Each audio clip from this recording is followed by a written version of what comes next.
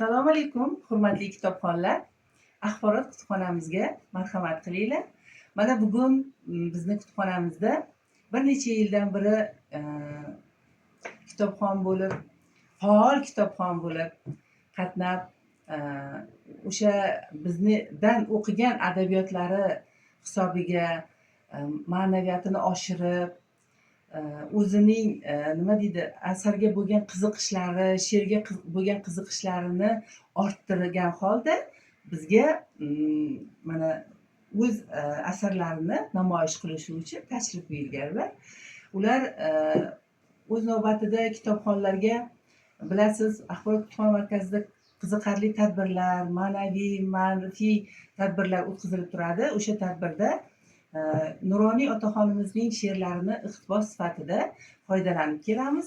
Hozir siz otaxonimizdan o'zlari ijod qilgan, o'zlarini ijodlaridan she'r namunalarini eshitasiz va ko'rasiz. Marhamat.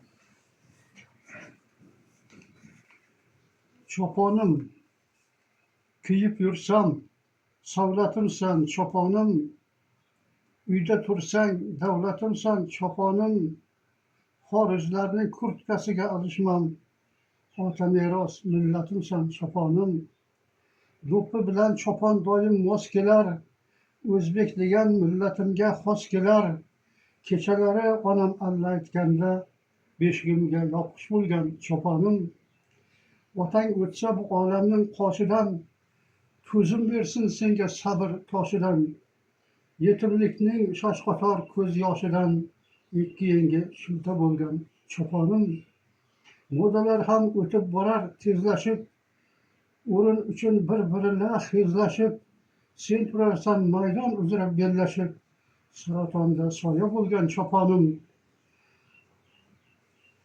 sayqal topib momolarim qo'lidan, kelmoqdasan bobolarim yo'lidan, shamol esib doim o'ngi so'lidan, qahratonda qoya bo'lgan cho'ponim, cho'ponimni ko'rolmaslar ko'p bo'ldi, g'iybat qilmay turolmaslar ko'p bo'ldi, paxta ishin qo'ndirdilar yelkanga, paxtalari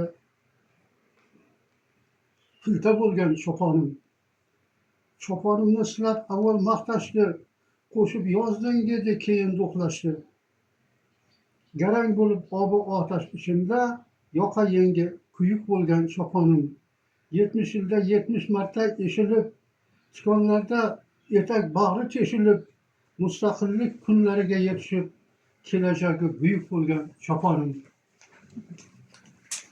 Hurmatli kitobxonlar, otaxonni she'rlaridan o'qimoqchi bo'lsangiz, bemalol bizning Axborot kutubxona markazimizga tashrif buyurishingizni so'raymiz.